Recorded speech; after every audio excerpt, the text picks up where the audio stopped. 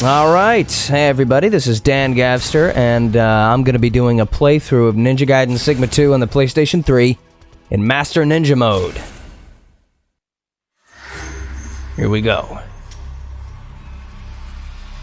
I would be playing the 360 version, but my 360's dead, so this is the next best thing.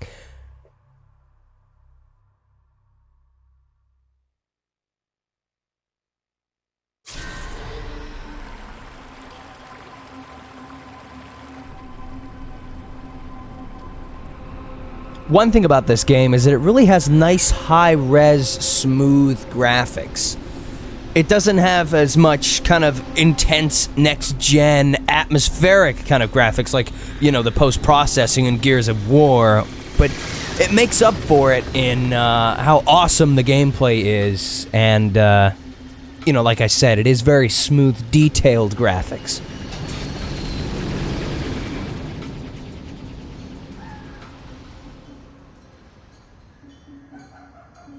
So, let me get this straight. Let me see here. You don't have a clue where I can find Ryu They messed up Sonya's hair. When you look at her character design and you look at the model, they messed up the hair. If he isn't at the Hayabusa village, he could be. She's still hot, don't get me wrong.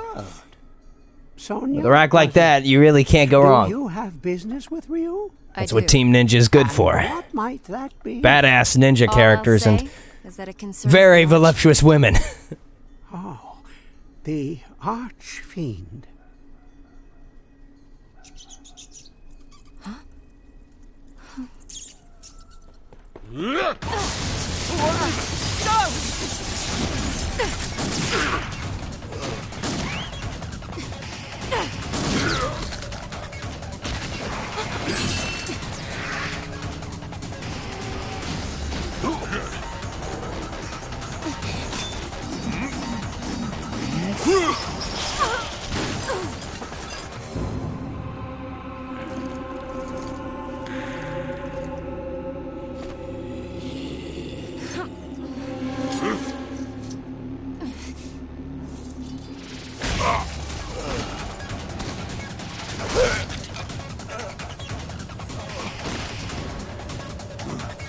Here comes trouble.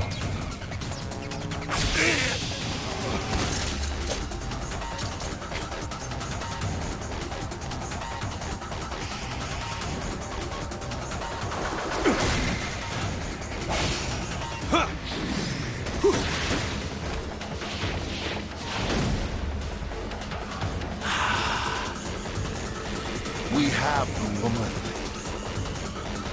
I expected more, Ryu Hayabusa. Okay, here we go. Here comes the first fight. Oh, yes. You're going to be seeing a lot of this move. Flying Swallow is just awesome. Quick, swift dash through the air. Slice in half. Bam.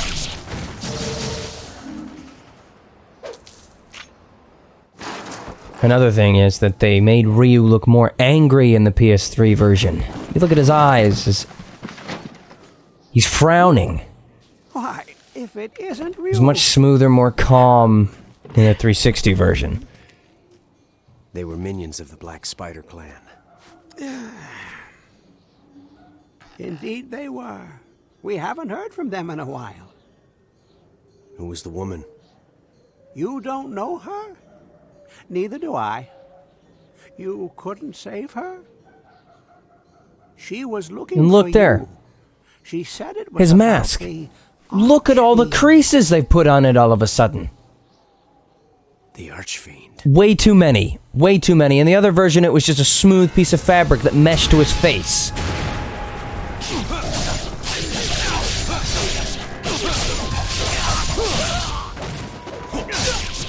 Flying Swallow. See what I mean about doing this a lot? The best idea in this kind of game is to keep moving, especially in Master Ninja, because you stop, they hit you twice, you're dead. Master Ninja mode in this version of the game is a lot different to the 360. There's less enemies. They're slightly smarter. They tend to dodge you more, but they're just insanely overpowered. In the other game, it was just, they're a little smarter, and there's lots of them, and they do more damage. In this game, they hit you twice, you're dead. I decided to split up the video at the save points, and so you see any fades close to where the save point is, that's because that's where the recordings have been separated.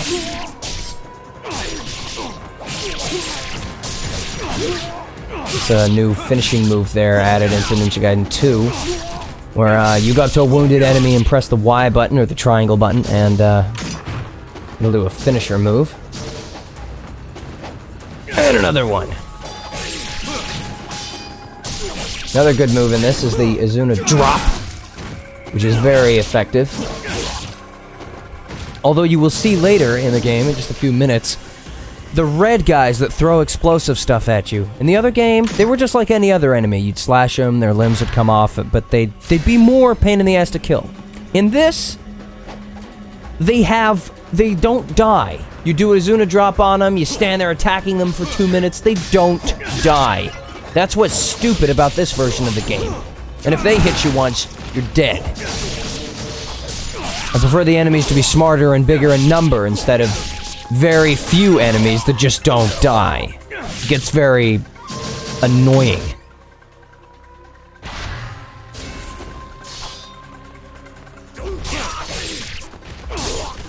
If I'm not mistaken, there should be a guy up the stairs here. What are you doing?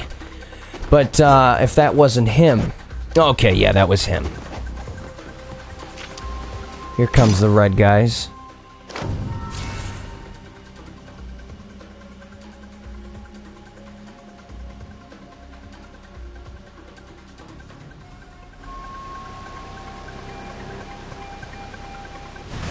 Here we go. That should kill him. That should explode his head. Look. But look at that. I had to do it twice. And as you see there, they don't like the Izuna drop move. They tend to try and dodge it very often.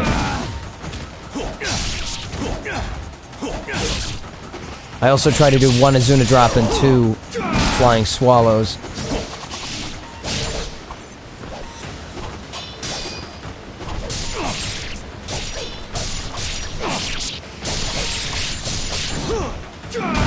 See what I mean? After all that slashing and an Izuna drop, and he still wasn't dead, I still had to swoop through the air and cut him down. Okay, there's gonna be some other guys here and it fell. Swoop! There we go. But he didn't die, did he? So we better go back down there and kick his ass. Here he comes. Bam! Okay, that's it. Coming down there.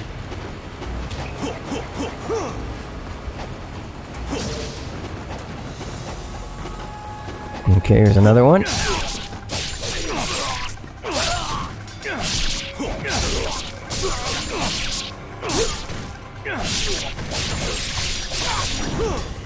Oh. This is kind of the tutorial part of the game that teaches you the obliteration technique, where you just press the strong attack button next to them to obliterate them. But of course, I've played through the game a lot of times, so I don't always do it. Sometimes I like to just do the Izuna drop or a flying swallow. There's another fade.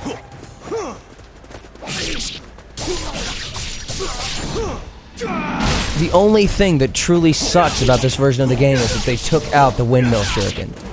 It was amazing in Ninja Gaiden 1, and then in Ninja Gaiden 2, you could charge it up. And you got it at the end of the game, so it wasn't, like, ridiculous.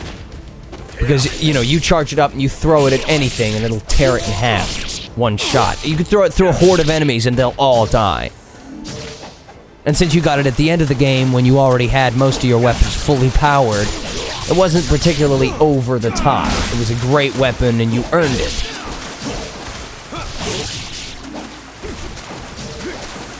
What are you doing? There we go.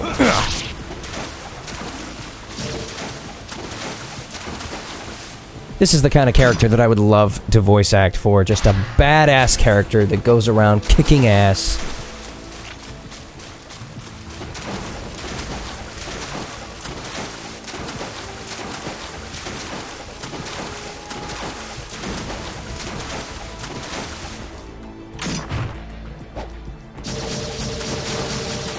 Gotta be careful with that treasure chest sometimes. There's bats in there. And here come some more red guys. In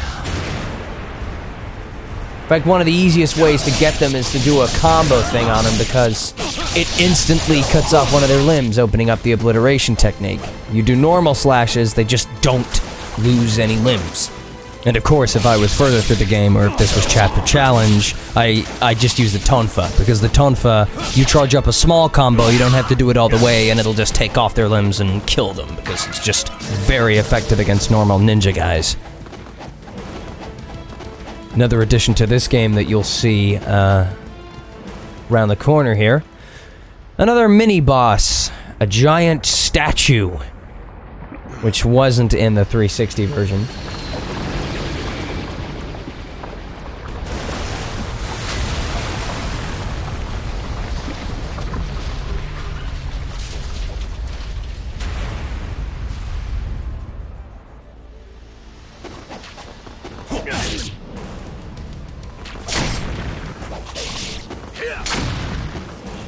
Alright, let's go up here and kick this guy's ass first, because he hits you with the bow once and you're dead. Nice. Try! Alright, I'm gonna wait for those guys to come down here because they're tricky little bastards. When you cut off one of their limbs, if they get close to you, they will try really hard to grab you, pin you down, and just cut you up. And in Master Ninja mode, you can't break out of it like you can in the other modes. They hit you once with it and you die.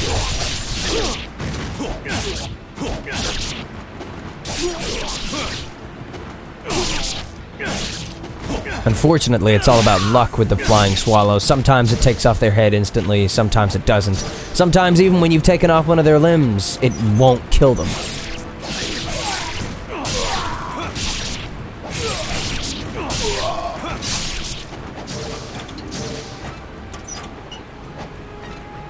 Alright, let's drop down here, get the treasure chest, and get ready for another small horde of guys. You might think that this is one of those games where you think, oh, just guys after guys after guys fighting them. But Ninja Gaiden, that's the whole point in the game. It's what makes it fun. This right here is just fun.